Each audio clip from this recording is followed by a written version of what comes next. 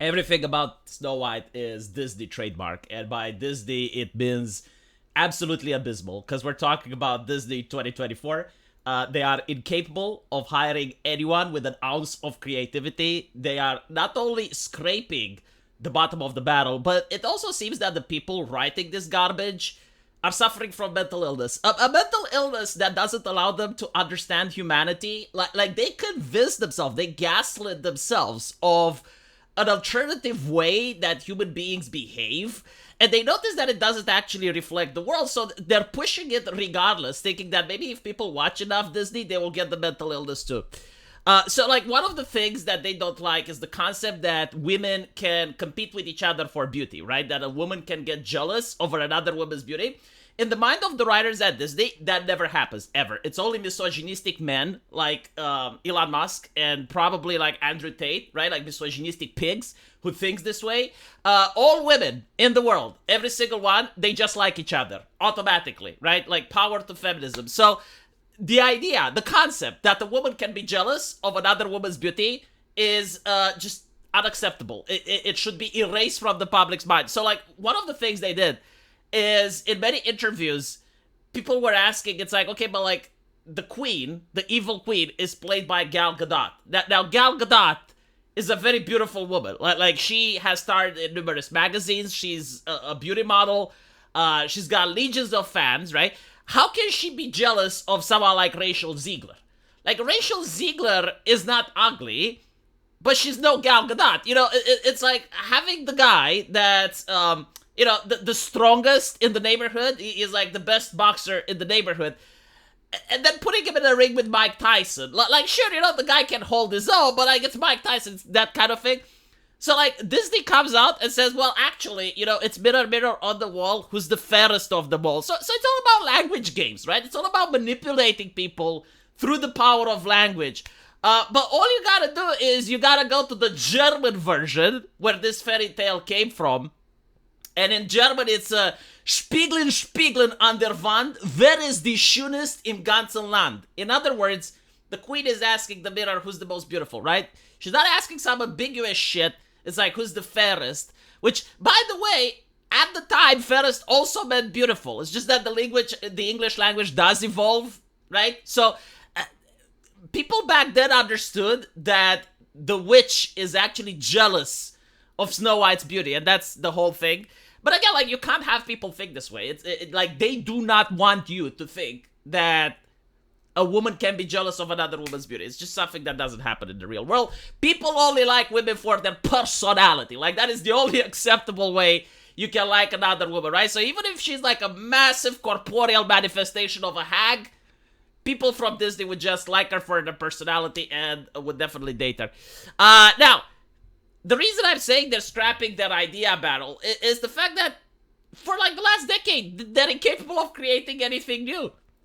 Like the cope, they're just trying to protect their IP. Who the fuck cares about their IPs? Man, make something new. Right? Like, if it's boring, why should I watch?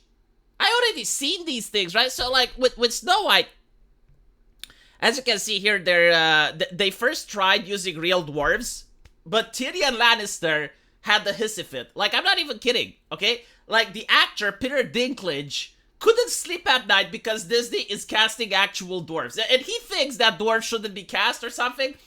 So, because of that, they changed it, and they actually cast diverse people. But the backlash was so bad that they're changing it again, and now it's CGI dwarves, which look absolutely awful. Like, all of this thing looks absolutely atrocious. So, the reason it looks atrocious is that there is a difference between cartoons and reality. Like, many Americans just cannot comprehend this shit now. Like they do not understand that there is a major difference between animation and real human beings. There are certain things that look amazing in animation, and they look absolutely shit when you put real human beings to do it. Like, for instance, Dragon Ball, right? If you have a battle between Goku and Vegeta, and they're fighting and they're teleporting and they're throwing ki blasts at each other, that looks dope in anime. It looks really good when you get to see it with fictional characters in a cartoon environment. When you have an actual human being with CGI shit surrounding them, it looks cringe. You're making cringe, Disney. You're making me cringe. This is what they constantly do. It's like, you see it with anime adaptations, that like very few actually work. And again, it's the reason because like in cartoons, it looks different. They're not supposed to be human beings. It's supposed to be a fictional land of fantasy. So when you put it on the big screen, it looks bad. Even fan service, I think. Like, if you were to have, like, an anime scene where, you know, like, the girl trips and you get to see her panties or whatever. If you do that with actual humans, it's not funny. It's not comedy. It's cringe. But again, like, we're not just going to get... You know, I'm curious, though. Where is it going to end? When is it going to be that they made all of the classics into cringe fests, and now they can go like, all right, what's next? Because it has to come to that point, right?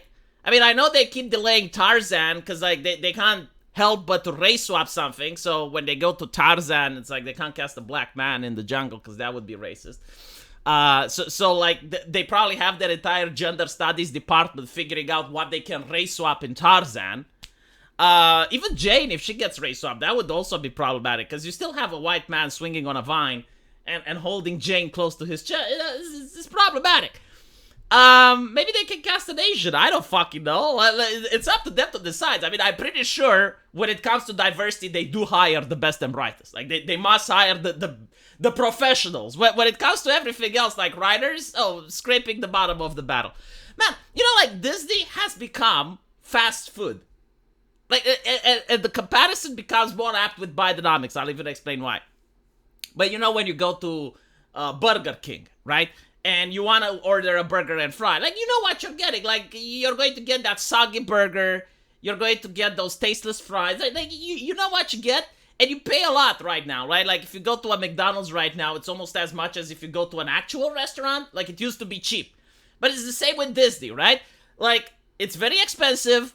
And then you know what you're getting. You're getting shit.